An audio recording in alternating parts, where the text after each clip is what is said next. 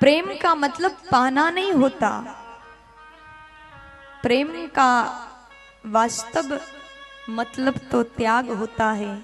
इसलिए जब भी प्रेम की चर्चा होती है ना, तो राधा कृष्ण के प्रेम की उदाहरण दिया जाता है। ये प्रेम में केवल त्याग है। 100 साल का वियोग इस प्रेम में है।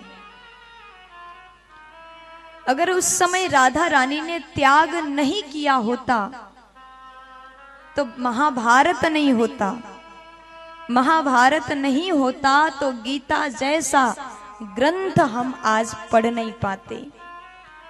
गीता एक ऐसा ग्रंथ जिसमें जीवन के हर एक समस्या का समाधान हमें प्राप्त होता है। कभी अकेले बैठना और मन में कई प्रकार के सवाल आते हैं तो उस समय गीता उठा करके पढ़ लेना, आपके हर एक समस्या का समाधान गीता में मिलेगा।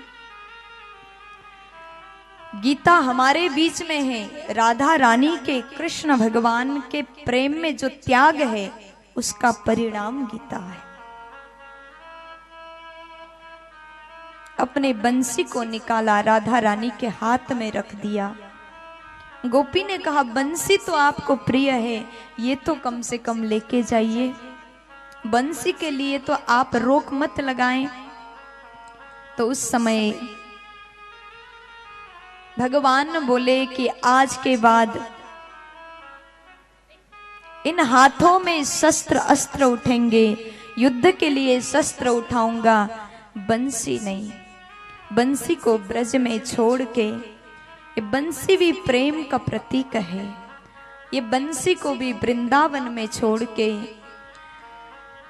संपूर्ण गोपियों को ब्रज धाम में छोड़ के आज कृष्णा रथ की ओर बढ़े।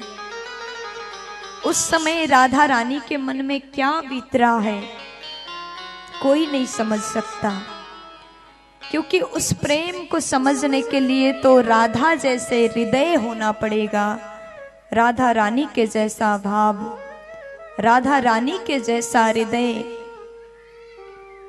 किसी के पास में हो ही नहीं सकता।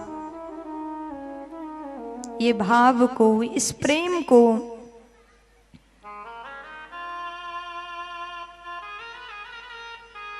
समझने की कोशिश ही हम कर सकते हैं।